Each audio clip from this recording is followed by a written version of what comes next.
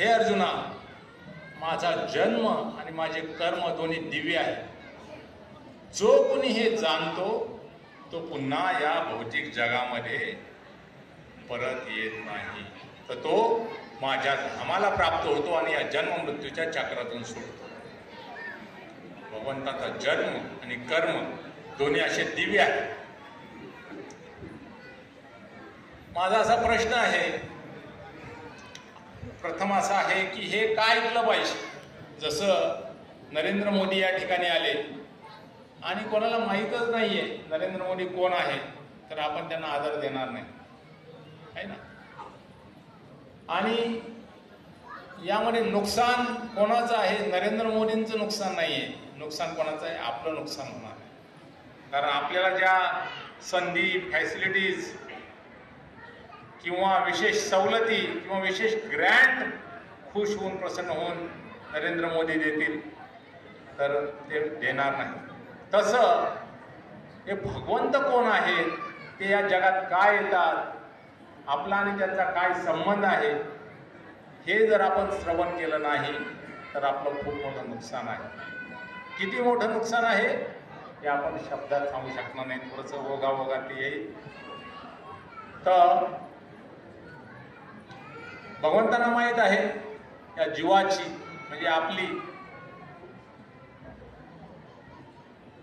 ऐकण्याच्या बाबतीत उत्सुकता आहे, बघण्याची उत्सुकता आहे, ऐकण्याची उत्सुकता आहे. काही थरारक गोष्टी असतील तर ते ऐकण्यासाठी विशेष आतुर असतो आपण, आणि म्हणून आपण पिक्चर पाहायला जातो, आहे ना. हिरो फायटिंग करतो, सगळी लुटुपुटीची असते, ओरिजिनल खरं काय नाही, आहे ना. एकदा बच्चननी प्रयत्न केला, पडला, तर कित्येक वेळेला कित्येक महिने ब्रिज कॅन्डी हॉस्पिटलमध्ये ऍडमिट होतो.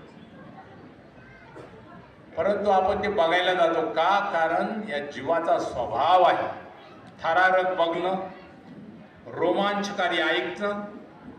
तर भगवंतांना हा स्वभाव आपला माहीत आहे, म्हणून या भौतिक जगात भगवंत येतात आणि अशा लीला करतात, थरारक रोमांचकारी लीला करतात आणि आपल्याला त्यांच्याकडे आकर्षित करून घेतात.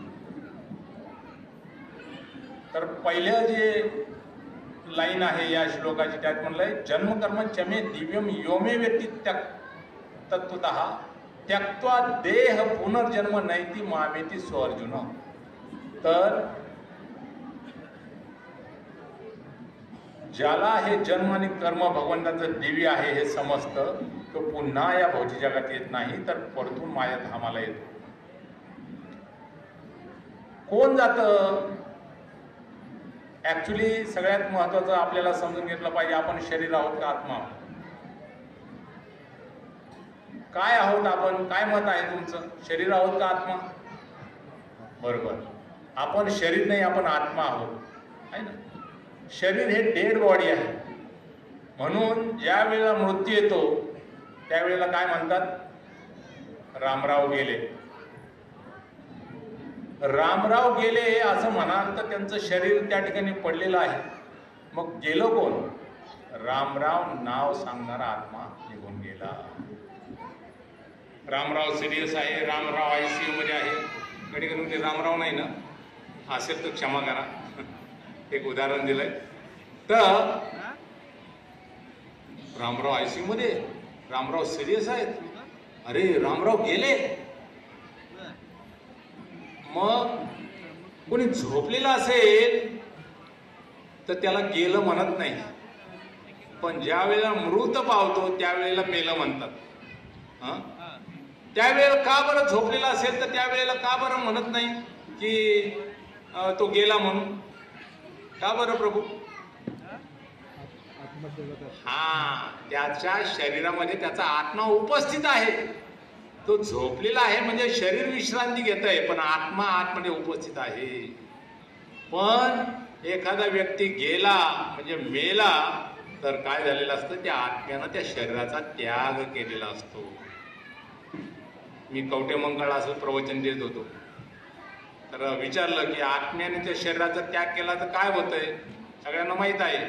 काय म्हणतात? हॉस्पिटलमधून रामरावांना कधी आणणार आहे असं म्हणत नाही. काय म्हणतात? रामरावांची बॉडी कधी आणणार आहे, बॉडी कधी आणणार आहे म्हणतात.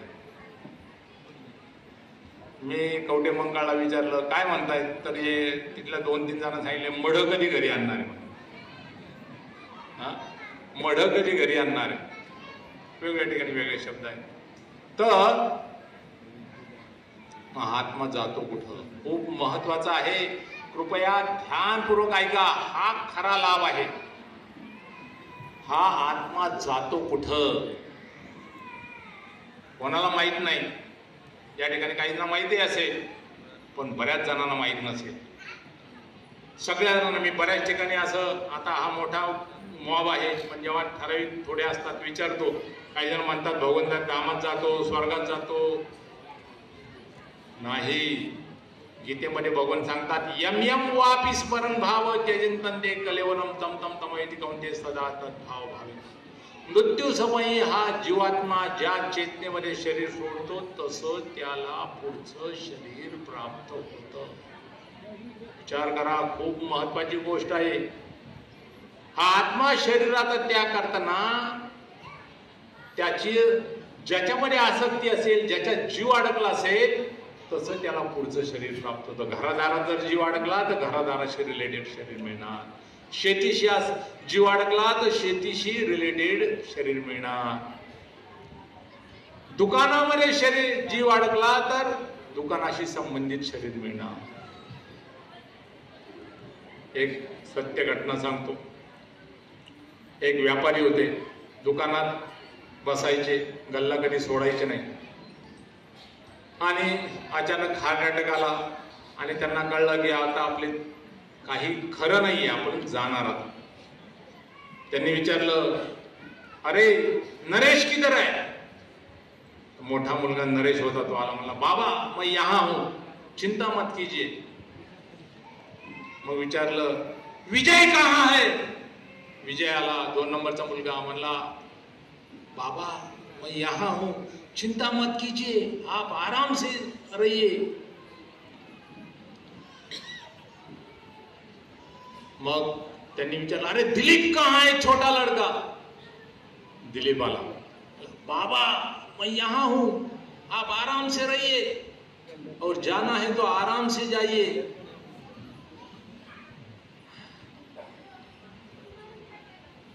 बाबांनी डोळे मोठे केले, घर घर घर घर घर फिरवले, इकडं तिकडं, म्हणले रामू कहा है?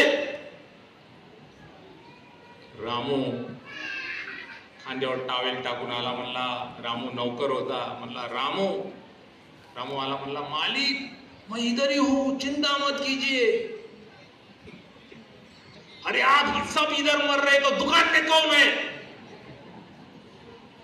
काय म्हणले शेठजी, तुम्ही सगळे इथं मारताय तर दुकानात कोण आहे? मग म्हणजे बघा, मरायची वेळ आलेली आहे, काही मिनिट बाकी आहेत फक्त. पण या शेठजींचा जीव कुठं अडकलाय? दुकानामध्ये अडकलेला आहे. आणि मग भगवंत प्रभुपाद सांगतात प्रकृतीचे नियम फार कठोर आहेत. मरायच्या वेळेला जीव ज्यात अडकेल तसं त्याला प्रकृती पुढचं शरीर प्रदान करते. त्या पालीचं, उंदराचं, झुरळाचं कुठलं शरीर मिळेल याचं गॅरंटी नाही. फक्त भगवंत आणि तो जीवात्मा या दोघांनाच फक्त त्यातले संबंध माहीत असतात. म्हणून मृत्यू समयी हरे कृष्णा, सगळ्यांना हात वर करून म्हणा हरे कृष्णा कृष्णा कृष्णा हरे हरे, हरे राम राम राम हरे हरे. असं मृत्यू समयी भगवंताचं नाम घेऊन जर शरीर सोडलं तर आपल्याला गॅरंटी आहे भगवंताचं धाम प्राप्त होणार. गॅरंटी शब्द वापरतोय, ध्यानात ठेवा. कारण मी या ठिकाणी बोलतोय ते कोणाच्या, आमचे जे मालक आहेत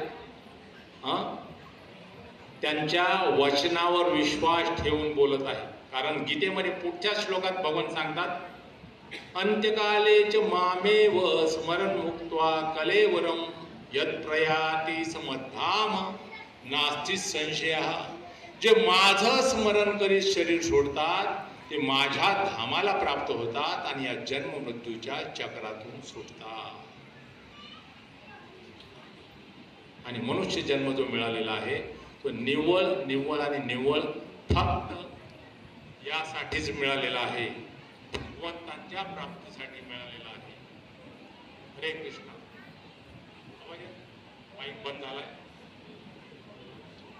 हरे कृष्णा कृष्णा कृष्णा हरे हरे, हरे राम राम राम. आवाज येतोय सर्वांना? आवाज येतोय माझा? मनुष्य जन्म जो प्राप्त झालेला आहे तो फक्त भगवंताच्या प्राप्तीसाठी प्राप्त झालेला आहे. मग कोणी विचार करेल मग आम्ही काम धंदे करायचे नाही का? आमचे व्यवसाय नोकरी हे सगळं सोडून द्यायचं का? तुमच्यासारखं काय भगवंताचं नाम सतत 24 तास घेत बसायचं का? आमच्या गुरु महाराजांना हा प्रश्न विचारला मीरत मध्ये. तर महाराजांनी विचारलं आपण काय करताय? आवाज येतोय? जरा कृपया माझा आवाज येत नाहीये. अरे मागचे श्रोते किती ऍक्टिव्ह आहेत बघा, ते सांगतायत आवाज येत नाहीये. खूप चांगलं उदाहरण आहे हे. आपण किती ध्यानपूर्वक ऐकत आहात. लाईट नाहीये, ठीक आहे. आपल्याला सांगतायत की एक 4-5 मिनिटामध्ये लाईट किंवा जनरेटर याच्यानुसार पुन्हा आवाज येईल. तोपर्यंत आपण जे आहे ज्यांना ऐकू येते ते ध्यानपूर्वक ऐका. आमच्या गुरु महाराजांना प्रश्न विचारला मग आम्ही काय सगळे कामधंदे सोडायचे, बायका पोरं सोडायचे, नोकरी सोडायची आणि तुमच्यासारखं हरी हरी म्हणत बसायचं का? महाराजांनी विचारलं तुम्ही काय करताय? त्यांनी सांगितलं मी MR आहे, मेडिकल रिप्रेझेंटेटिव्ह आहे. खूप सुंदर उदाहरण आहे बघा हे, ध्यानपूर्वक ऐका. महाराजांनी सांगितलं तुमच्या बॉसच्या मुलीचं लग्न आहे उद्या दुपारी 2 वाजता पुण्याला. ही मीरत मधली घटना आहे. तर दुपारी 2 वाजता लग्न आहे, तुम्हाला जायला पाहिजे बरोबर. तर 1 वाजता पोहोचायला पाहिजे. तुम्ही प्लॅनिंग करता आणि तुम्ही पहाटे तुमची 4 व्हीलर घेऊन निघता. 5 वाजता सगळेजण तयार होऊन बायका पोरं निघता आणि सुरू करता. पुढं पेट्रोल पंप लागेल त्याच ठिकाणी पेट्रोल भरता आणि तिथं जर चहाची टपरी असेल तर चहा पण पिऊन घेता. का? कारण वेळ महत्वाचा आहे. जरा पुढे गेलं तर पोरांना भूक लागती. पोरं म्हणतात बाबा काहीतरी खाऊया नाश्ता. रस्त्यावरच कुठं छोटंसं हॉटेल असेल, हातगाडी असेल तर तिथं लगेच पोहे उपमा काहीतरी खाऊन घेता. कारण का? वेळ महत्वाचा आहे. आणि पुढे जायला निघता. पोरांना सकाळी 8 वाजता खाल्लेलं लगेच 1-1.5 तासात पोचतं. 11 वाजता पोर म्हणतात बाबा भूक लागली. बाबा म्हणतात आता जरा पोटभर नाश्ता करूया, ब्रंच ज्याला म्हणतात, ब्रेकफास्ट कम लंच. पोटभर, कारण गेल्याबरोबर आपल्याला जेवायला कोणी देणार नाहीये. साहेबाच्या मुलीचं लग्न आहे, आपल्याला सगळ्यात उशिरा जेवायला मिळणार. आणि बाबा हेवी ब्रंच करतात, पोरांना पोटभर नाश्ता खाऊ घालतात, आपण पण खाऊन घेतात. गाडीचं स्पीड बरोबर मेंटेन करतात आणि बरोबर 1 वाजता लग्नाच्या ठिकाणी पोहोचतात. महाराजांनी विचारलं गाडीत पेट्रोल भरायचं सोडलं का? पेट्रोल भरलं का नाही? भरलं. चहा पाणी करायचं सोडलं का? केलं की नाही? केलं की नाही? केलं.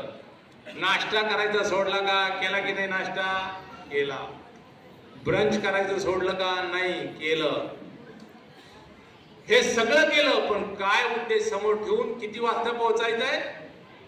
किती वाजता? सगळेजण मोठ्या आवाजात बोला. किती वाजता? 1 वाजता. 1 वाजता पोहोचायचंय. हे सगळं प्लॅनिंग करून या MR साहेबांनी काय केलं? सगळं नियोजन केलं. आणि बरोबर 1 वाजता त्या ठिकाणी पोहोचलो.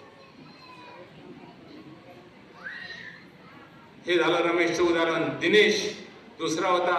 तो दिनेश पण काय यमाराच होता, तो पण निघाला. आणि काय झालं, ज्या ठिकाणी ब्रंच करायला थांबले होते आणि पुढे निघून गेला रमेश, त्या ठिकाणी आज दिनेश पण थांबला. पोरांनी सांगितलंय, बाबा मागं स्विमिंग टँक आहे, खूप मस्त पाणी आहे. उन्हाळ्याचे दिवस होते, बाबांनी पाहिलं पाणी, म्हणले चला 10 मिनिटात पोहायचा, 10-15 मिनिटं लगेच बाहेर यायचं. कसलं पाण्यात उतरले, उन्हाळ्याचे दिवस, पोहत बसले आणि वेळ विसरून गेले. किती वेळ, अर्धा 1 तास पोहले. इतकं पोहल्यानंतर काय झालं, जेवण येऊ दे, पराठे येऊ दे, सब्जी, असं करून दाबून जेवले. आणि तिथंच वाजले किती, तिथंच वाजले 2. आणि या साहेबांच्या ध्यानात आलं, दिनेश साहेबांच्या, की 2 वाजले, अरे काही करा, फास्ट जाऊ. परंतु साहेबांना 3 वाजेपर्यंत तरी पोहोचलो. गाडीचा ऍक्सिलेटर 100, 100, 120, 100, 120 आणि एका टर्नला गाडी घेता घेता गाडी झाडावर धडकली आणि या साहेबांना हॉस्पिटलला न्यावं लागलं. प्लॅस्टर करून हे दिनेश साहेब काय झाले, साहेबांना भेटायला गेले. मग या दोघांमध्ये खरा बुद्धिमान कोण, रमेश का दिनेश? पहिला रमेश, दुसरा दिनेश. कोण बुद्धिमान? रमेश पहिला. का? कारण त्यानं सगळ्या गोष्टी केल्या, पण उद्देश समोर ठेवून 1 वाजता मला पोहोचायचं आहे. पण दिनेश जो आहे तो त्या स्विमिंग टँक मध्ये इतका विसरून गेला. तो संत सांगतात हे स्विमिंग टँक म्हणजे काय, माया, इंद्रिय तृप्ती, खाणं पिणं झोपणं मैथून करणं, यामध्ये मनुष्य जीवनाचा उद्देश विसरून गेला. मनुष्य जीवन कशासाठी मिळालेलं आहे, भगवंताच्या प्राप्तीसाठी मिळालेला आहे. तर आपल्याला हे सगळं केलं पाहिजे. आपला व्यवसाय केला पाहिजे, आपली नोकरी केली पाहिजे, मुलांकडे लक्ष दिलं पाहिजे, पत्नीकडे लक्ष दिलं पाहिजे, तिला आवश्यक ते दागिने साड्या पण घेतलं पाहिजे. पण हे सगळं करत असताना उद्देश समोर ठेवला पाहिजे. काय? मनुष्य जीवन मिळालं आहे ते कशासाठी मिळालेलं आहे, भगवंतांच्या प्राप्तीसाठी मिळालेलं आहे. तर आपण अशा पद्धतीने आपलं जीवन बॅलन्स केलं पाहिजे आणि यासाठीच मनुष्य जीवन मिळालेलं आहे. या विट्यामध्ये भरपूर व्यापारी आहेत, मोठमोठे दुकानदार आहेत. मला एक साधं उदाहरण देतो तुम्हाला की दिवाळीच्या टायमाला सीझन असतो, आहे की नाही. एखादा व्यापारी दिवाळीच्या टायमालाच महाबळेश्वर, कुठं उटी तिकडं गेला, आणि दिवाळी झाल्यानंतर आला आणि सगळा सीझन संपलेला आहे, किराणा दुकान आहे, सगळा सीझन संपलाय आणि काय करत बसलाय, पंख्याखाली गिरायकाची वाट बघत बसलाय कस्टमरची. तुम्ही त्याला शहाणा म्हणाल का मूर्ख म्हणाल, काय म्हणणार? मी म्हणत नाही, तुम्हीच म्हणताय. बघा हा किती हुशार मुलगा आहे, छोटा, म्हणतोय मूर्ख म्हणणार. बघा म्हणजे लहान लहान पोरं पण विट्यातले किती बुद्धिमान आहेत. काय म्हणणार, शहाणा की मूर्ख? मूर्ख म्हणणार. एखादा शेतकरी आहे, वापसा झालेला आहे, शेतात पेरायचं आहे, परंतु नाच गाण्यामध्ये रमून गेलाय, तमाशा आणि सगळ्या याच्यात रमून गेलाय आणि वापसामध्ये पेरायला पाहिजे तेच विसरून गेला. त्या शेतकऱ्याला काय म्हणणार, शहाणा म्हणणार का मूर्ख? काय म्हणणार? अरे आवाज, सकाळी प्रसाद घेतलाय, मी दिवसभर फास्टिंग केलंय, काही पाणी पण घेतलेलं आहे, मी एवढ्या मोठ्या आवाजात म्हणतोय, शहाणा म्हणणार का मूर्ख? Very good. मग विचार करा, हे मनुष्य जीवन आपल्याला जे प्राप्त झालेलं आहे, जर एखादा मनुष्य भक्ती न करता, भगवंताच्या नामाचा आश्रय न घेता, आहार निद्रा भय मैथून यातच रमून गेला आणि मेला, तर त्याला काय म्हणणार, शहाणा का मूर्ख? मूर्ख. मी म्हणत नाही, तुम्हीच म्हणताय. मित्रांनो, त्याला मूर्ख नाही, त्याला महामूर्ख म्हणावं लागेल. का? कारण धंदा एक सीझन गेला तर कोणी उपाशी मारणार नाही, त्याला पुन्हा पुढच्या वर्षी धंदा होईल. शेतात पेरलं नाही तरी तो उपाशी मारणार नाही, पुन्हा पुढच्या वर्षी पेरता येईल. परंतु हे मनुष्य जीवन जे 84 लाख योनी फिरून प्राप्त झालेलं आहे, 1, 2, 10, 20, 50, 100, 1000, 10,000 नाही, लाख नाही, लाखो वर्षानंतर प्राप्त झालेला आहे. कृपया इकडे लक्ष द्या, तिकडे लक्ष नका देऊ, माझ्याकडे लक्ष द्या. लाखो वर्षानंतर प्राप्त झालेलं आहे. ते जर खाणं पिणं झोपणं मैथून करणं, बालपण खेळण्यात, तरुणपण मस्तीमध्ये, म्हातारपण चिंतेमध्ये गेलं आणि भगवंताच्या नामाचा, भगवंताच्या चरणाचा आश्रय घेतला नाही आणि असंच व्यतीत केलं, तो किती मोठं नुकसान आहे, किती मोठं नुकसान आहे. कोणी सांगू शकेल का? 1 लाख, 10 लाख, 50 लाख, 1 करोड, 10 करोड, 100 करोड देऊन पण ते नुकसान भरून येणार नाही. विचार करा, त्या मनुष्याला जर कुत्र्याचं, डुकराचं, मांजराचं, गाढवाचं, पालीचं, उंदराचं, झुरळाचं शरीर प्राप्त झालं तर करोडो रुपये प्रॉपर्टी त्याची घरी. काय उपयोग आहे त्या पैशाचा? मग त्याला काय म्हणावं लागेल? काय म्हणावं लागेल? महामूर्ख. अरे वा, मुलं हुशार आहेत. मोठे जरा थोडे घाबरत आहेत बोलायला, वाटतं का काय हरकत नाही, काय घाबरू नका, बिंदास बोला. महामूर्ख म्हणावं लागेल. तर म्हणून आपल्याला हे मनुष्य जीवन आहे ना, ते बॅलन्स केलं पाहिजे. आपल्या जीवनात भक्तीचाही आश्रय घेतला पाहिजे, नामाचा आश्रय घेतला पाहिजे. सगळ्यांनी हात वर कर, म्हणा हरे कृष्णा हरे कृष्णा हरे कृष्णा हरे हरे हरे राम राम राम हरे हरे. म्हणून दररोज हरे कृष्ण महामंत्राचा 1 माळ तरी जप करा. 1 माळ फक्त. कोणी म्हणत 1 माळ 8 मिनिटं लागतील, मला एवढा वेळ नाही.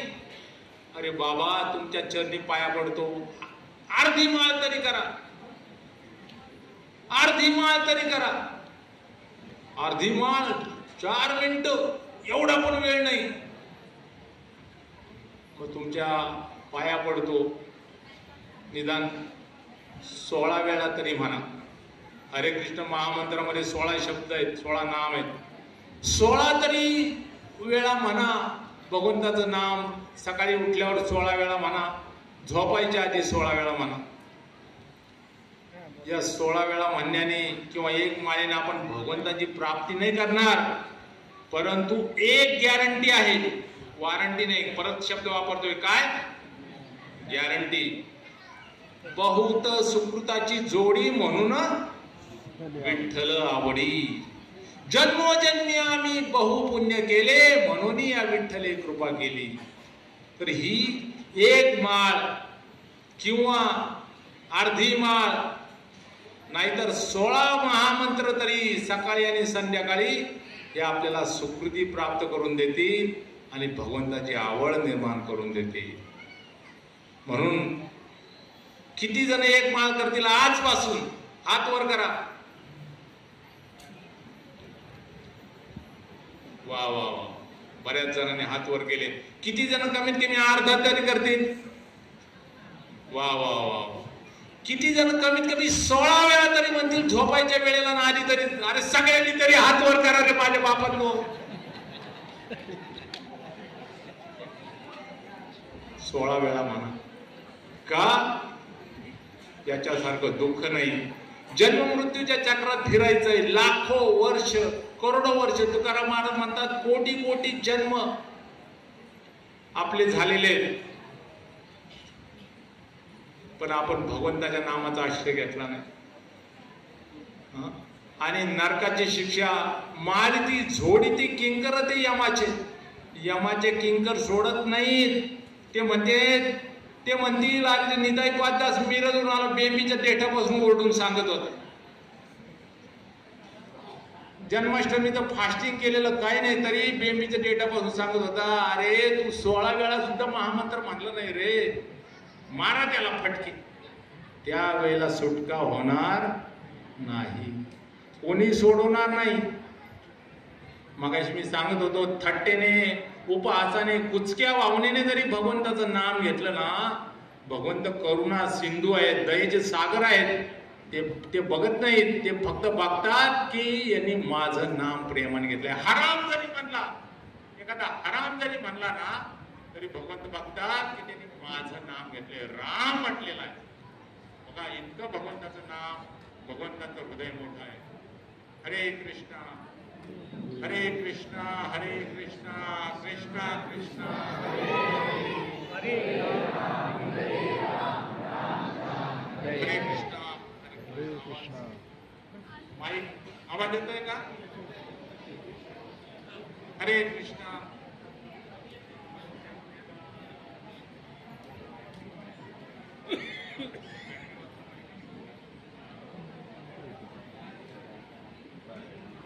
हात वर करून म्हणा, हरे कृष्णा हरे कृष्णा कृष्णा हरे हरे राम राम राम हरे.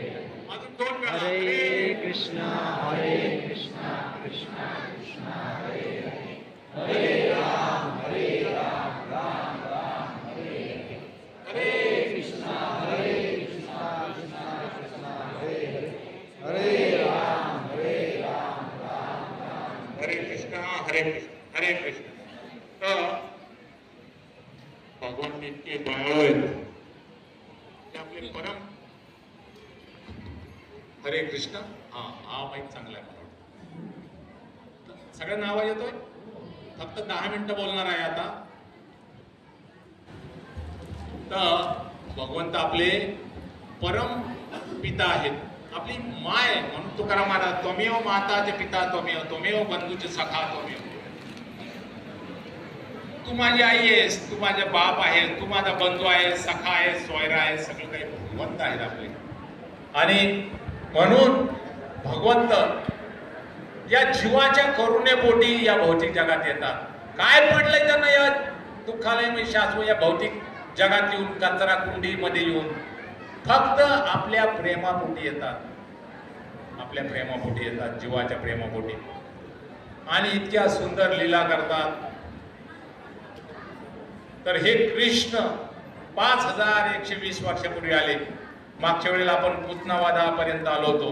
त्याच्या पुढे 1-2 लीला करू, चर्चा आणि थांबू. तर भगवंतांनी एक दिवस यशोदा मैया मांडीवर घेऊन बाळाला बसली होती आणि बाळा जे कृष्ण आहेत आपले ते तिला खूप जड वाटायला लागले. इतके जड की तिला भार पेलवणा म्हणून तिनं खाली ठेवलं. आणि त्याच वेळेला तृणावर्त नावाचा खूप क्रूर राक्षस आला, जो वावटळीच्या रूपामध्ये आला होता, वादळाच्या रूपामध्ये.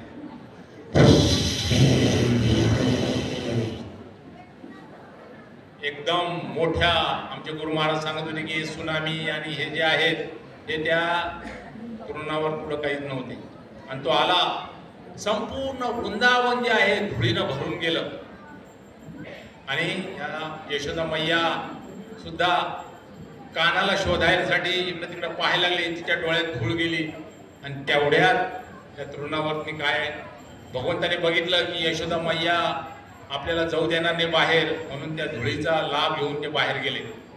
आणि त्याच वेळेला कृष्णाने तृणावरती त्यांना उचललं आणि आकाशात घेऊन गेला. आणि तिथून त्यांना खाली आपटून मारणार, असं त्याचं डोकं आपटून फोडायचं असा विचार होता. पण भगवंताने काय केलं, तृणावरला मिठी मारली, गच्च मिठी मारली. आणि इतकं स्वतःला जड करायला सुरुवात केली, इतकं जड करायला सुरुवात केली की त्याला पेलवणा. आणि तो पहाड खाली येतोय तसा खाली यायला लागला. खाली येता येता येता येता थाडकन खाली पडला आणि मृत झाला. विचार करा. आणि भगवंत आपले छोटे 1 वर्षाचं बाळ त्याच्या छातीवर सुंदरपैकी भगवंत खेळत होते. आणि सगळ्यांनी बघितलं.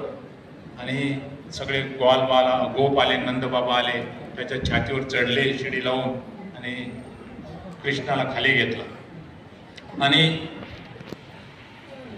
त्या राक्षसाचा अंत्यसंस्कार केला. एवढं छोटस 1 वर्षाचं बाळ कसं जिवंत राहिलं सगळे विचार करायला लागले. नंतर दुसरी घटना, एक दिवस यशोदा मैयाने भगवंतांना दूध पाजत होते आणि तिनं भगवंतांचं मुख उघडलं आणि पाहिलं तर आतमध्ये तिला संपूर्ण ब्रह्मांड, संपूर्ण दिशा, नद्या, समुद्र सर्वांचं दर्शन झालं. विचार करा, भगवंतांना त्यासाठी मोठं व्हावं लागलं नाही. छोटं 1 वर्षाचंच मुख बाळ आणि तेवढंच छोटंसं मुख, आणि त्यांनी आईला संपूर्ण विश्वाचं दर्शन घडवलं.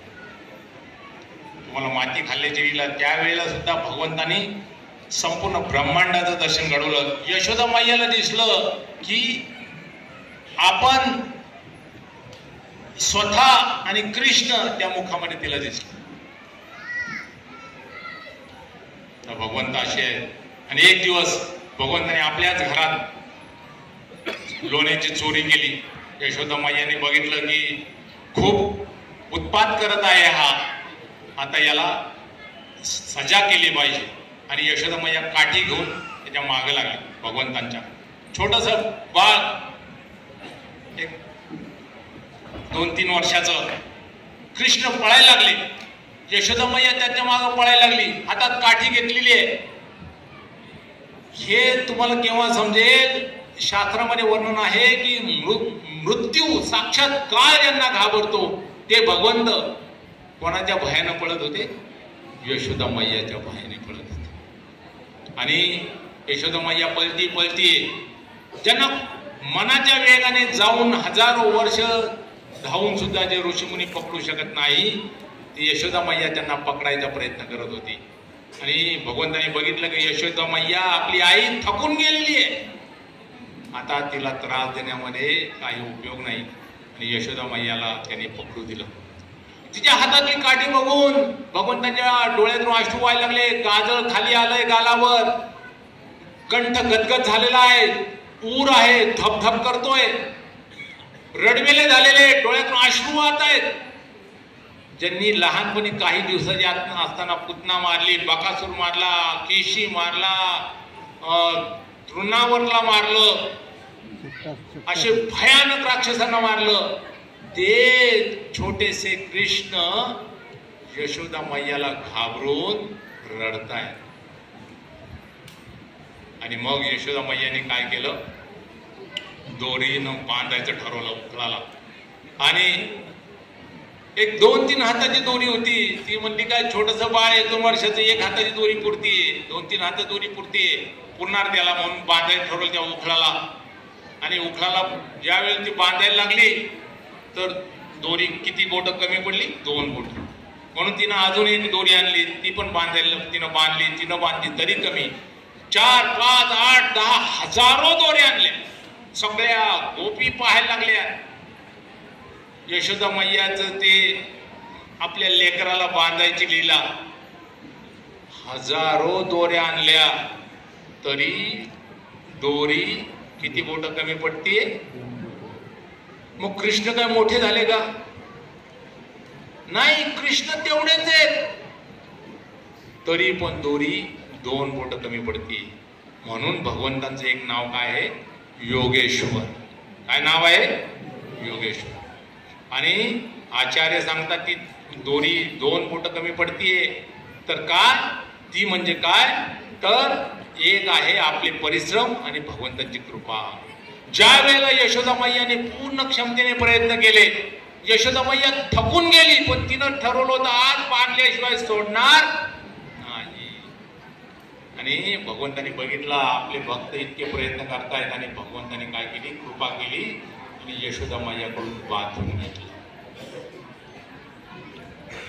तर असे भगवंत आहेत अहम भक्त पराधीन.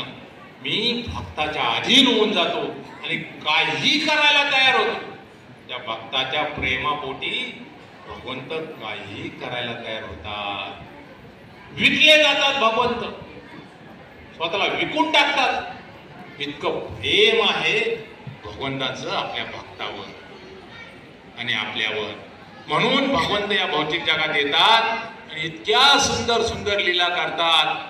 कारण भगवंताचं नाम, भगवंताचं रूप, भगवंताचं गुण, भगवंताच्या लीला हे सगळं काय आहे? आपलं हृदय शुद्ध करणारे आहे. आपण पिक्चर पाहायला जातो, कादंबऱ्या वाचतो, पण याने आपलं हृदय काय होणार? मलिन होणार, अशुद्ध होणार. परंतु भगवंताचं नाम, भगवंताचं रूप, गुण, लीला, महिमा यांनी काय होणार? आपलं हृदय शुद्ध होणार. कोण आहे असा की ज्यांनी इतका क्रूर होता, हजारो लोकांना मारलं होतं, पण भगवंताच्या नामाने तो खूप महान झाला. कोण? मी हिंट देतो, ज्याला राम म्हणता येत नव्हतं. कोण? वाल्मिकी. वाल्या कोळी म्हणायचे, रत्नाकर राव होतं त्याचं. हजारो लोकांना मारलं होतं. फक्त एवढंच माहित होतं, हो मारायला तयार, हो मारायला तयार, हो मारायला तयार. नारद म्हणले, अरे राम म्हणता येईना. या ठिकाणी सगळेजण म्हणा राम राम.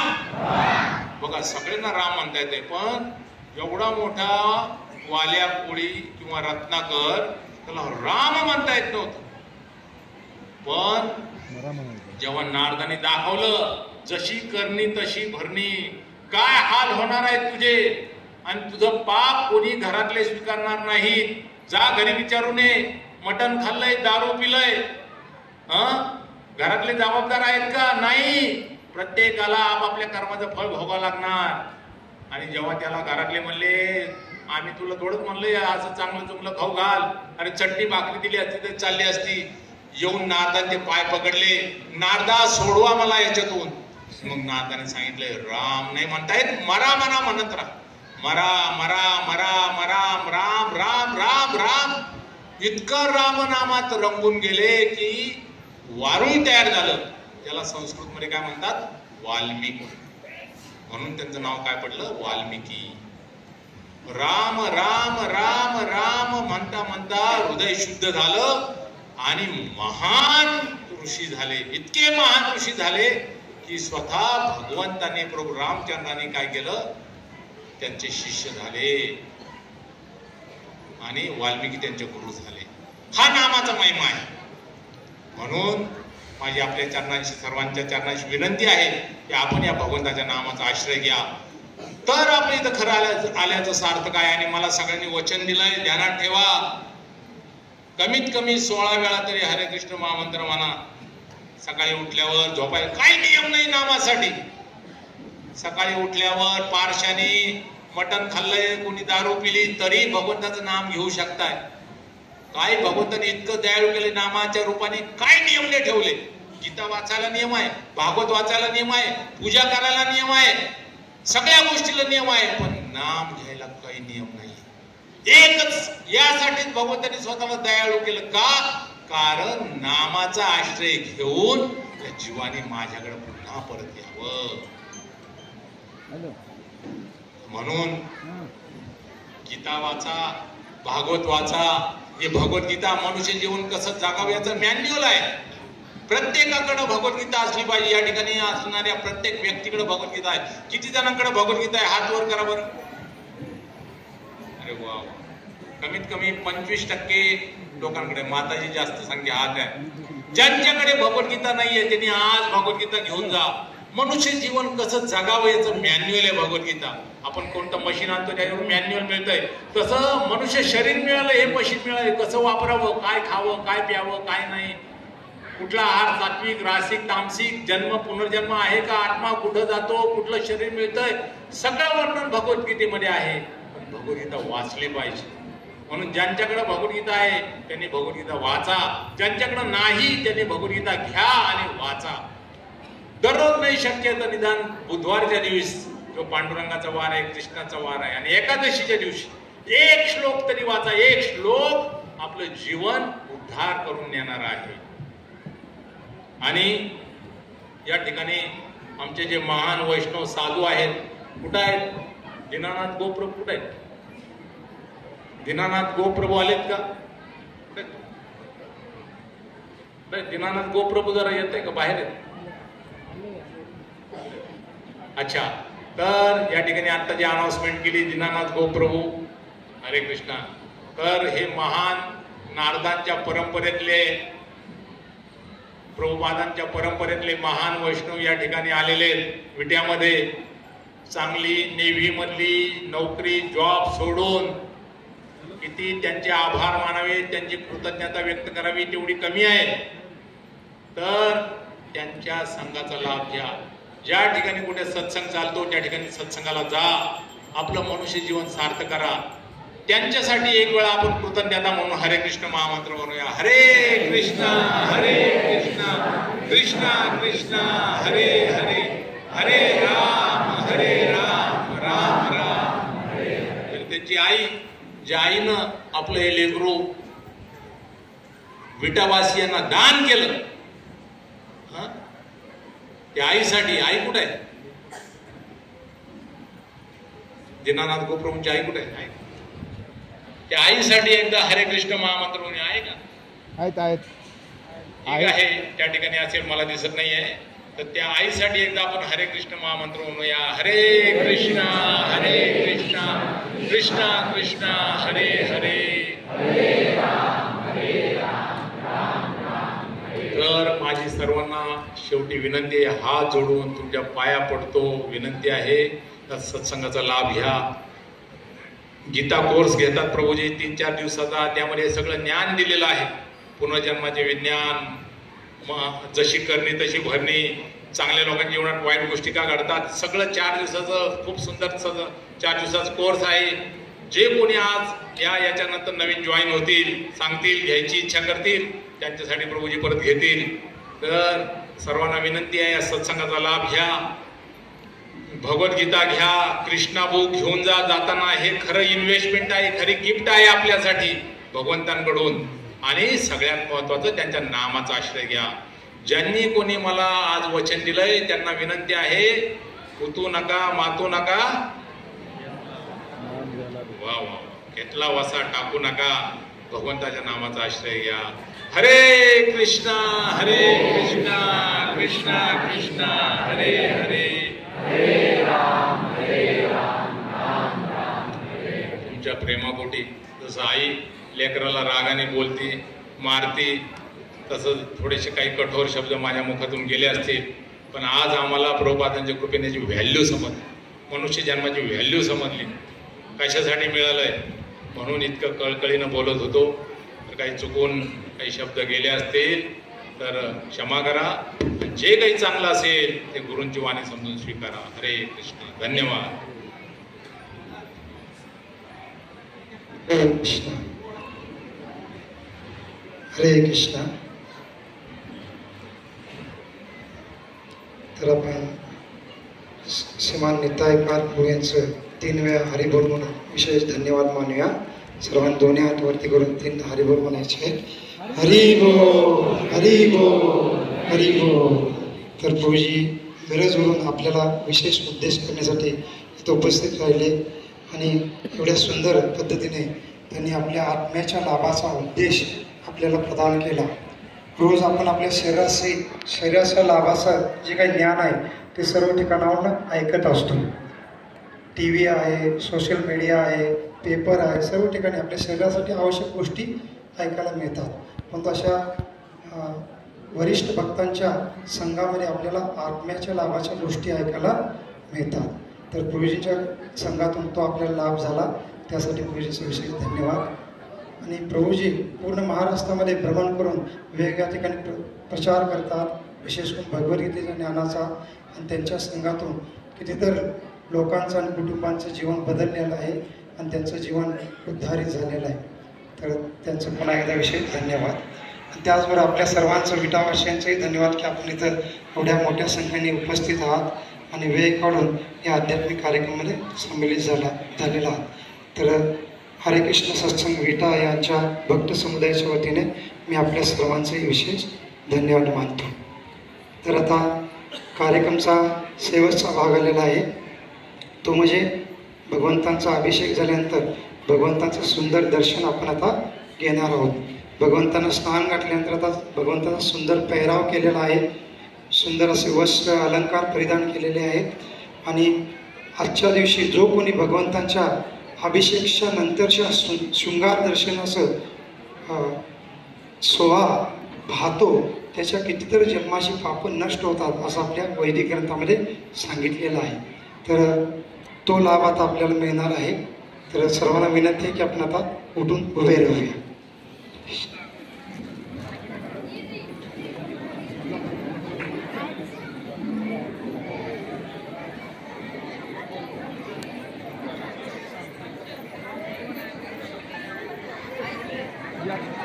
जय कृष्ण.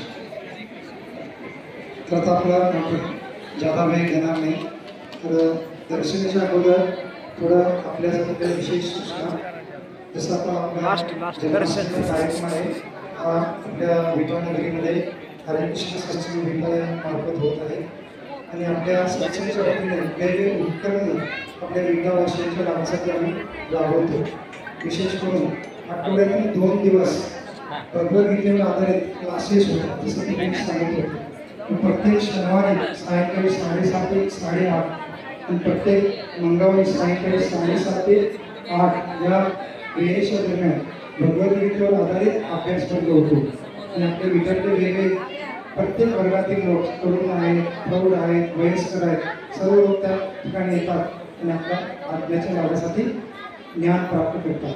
तर आपल्याला एक विनंती आहे की आपण पण वेळ देऊन त्या सत्संगाला एक दिवस भेट द्या. त्याचबरोबर आपल्या या संस्थेच्या वतीने विद्यार्थी वेगवेगळे समाज कल्याणाचे कार्य आपले राबवले जातात. त्याच्यामध्ये विशेष करून शालेय विद्यार्थ्यांना मोफत गीता वितरण, भगवद्गीता वितरण करणं, जेणेकरून शालेय विद्यार्थी हे येणाऱ्या भविष्यामध्ये आपल्या भारतीय समाजातील नागरिक असणार आहे. त्यांना जर भगवद्गीतेचे ज्ञान लहानपणीच मिळाले तर ते पुढे जाऊन फार चांगले आपल्या भारताचे नागरिक बनणार आहे. त्या उद्देशाने आम्ही संस्थेच्या वतीने दरवर्षी हजारो गीता आपल्या विटा आणि विटा भागातल्या तालुक्यातल्या वेगळ्या गावातल्या शाळेमध्ये मुक्त वितरण करतो. आणि त्याच्यावर आधारित आध्यात्मिक परीक्षाही घेतो, जेणेकरून त्या विद्यार्थ्यांचं ते वाचन होईल आणि त्यांना त्याचं आनंदी करता येईल. त्याचबरोबर काही असे आध्यात्मिक उत्सव साजरे केले जातात ज्याच्यामध्ये सामान्य जीवांना आध्यात्मिक लाभ प्राप्त होईल.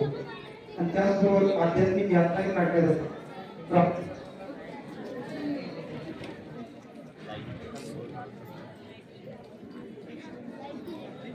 दर्शन सर्वांना विनंती आहे. मग दर्शन उघडल्यानंतर एक 5 मिनिटं कीर्तन होईल. सर्वांनी कीर्तनामध्ये सहभागी व्हा.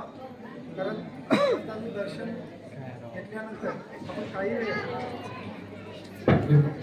वेळ भगवंतांच्या प्रसन्नेसाठी भगवंताच्या नावाचं कीर्तन केलं. सुरुवातीला आपण केलं पण दर्शनाच्या नंतर काही वेळ केलं पाहिजे. सर्वांनी थोडा वेळ कीर्तनामध्ये सहभागी व्हा आणि त्यानंतर आपण प्रसाद सर्वांचं पुन्हा एकदा खूप खूप धन्यवाद. हरे कृष्ण.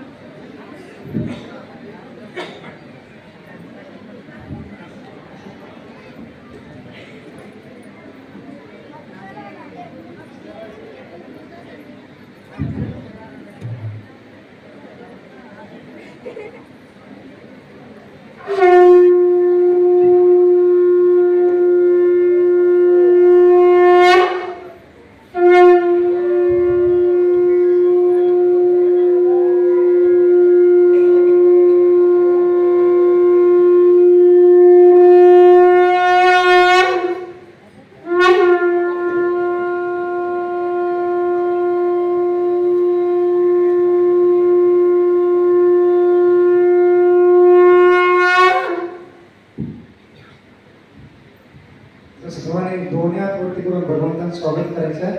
श्री श्री राधा गोविंद भगवान की,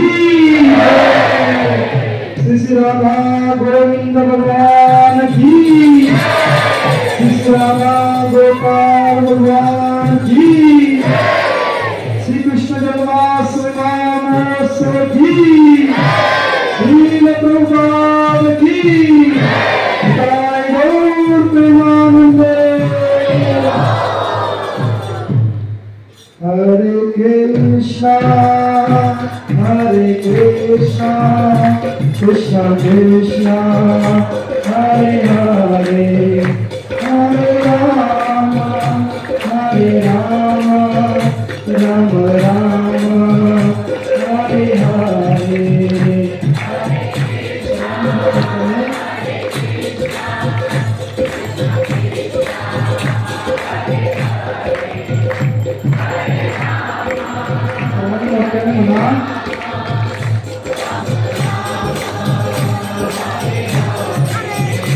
Hare Krishna, Hare Krishna, Krishna Krishna, Hare Hare, Hare Rama, Hare Rama, Rama Rama, Hare Hare, Hare Krishna, Hare Krishna,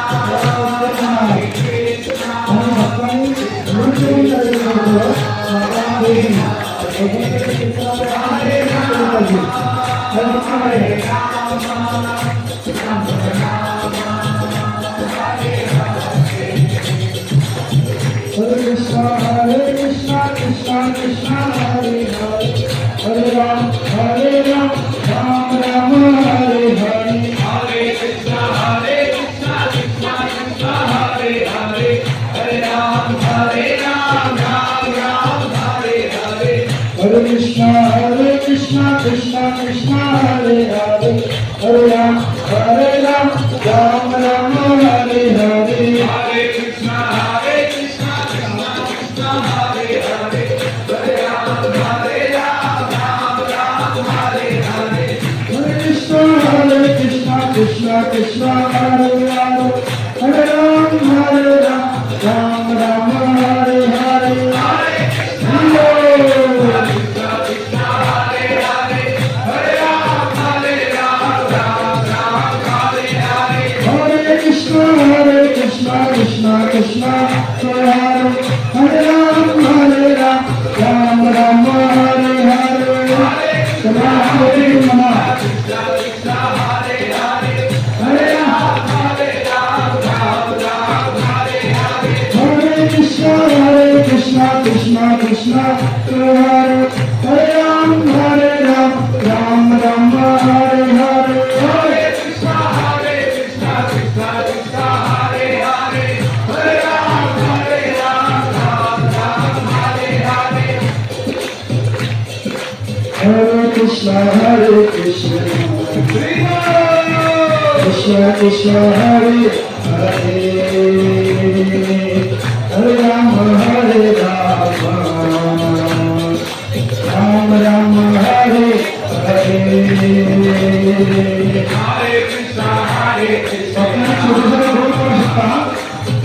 सर्वांनी आरती वगैरे थांबा, आरती चालू आहे.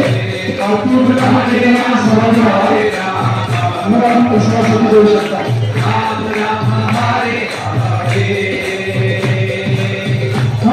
Hare Krishna, Krishna Krishna, Hare Hare, Hare Rama, Ram Ram, Hare Hare. Hare Krishna, Krishna Krishna, Hare Hare. Hare Rama, Ram Ram, Hare Hare. Hare Krishna, Krishna Krishna, Hare Hare, Hare Rama, Ram Ram, Hare Hare. Hare Krishna, Krishna Krishna, Hare Hare, Hare Rama, Ram Ram, Hare Hare. Hare Krishna, Krishna Krishna, Hare Hare, Hare Rama, Ram Ram, Hare Hare. Hare Krishna, Krishna Krishna, Hare Hare, Hare Rama,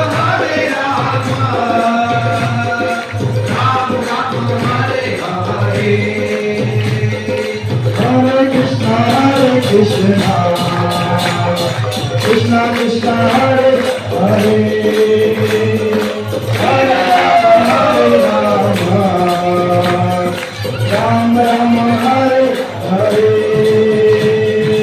Hare Krishna Hare Krishna Krishna Krishna Hare Hare Hare Ram Hare Ram Ram Ram Hare Hare. हरे कृष्ण. पहा आपण भगवंताच्या समोर आहोत. कोणी संकोच करायचं नाही, लज्जा बाळगायची नाही.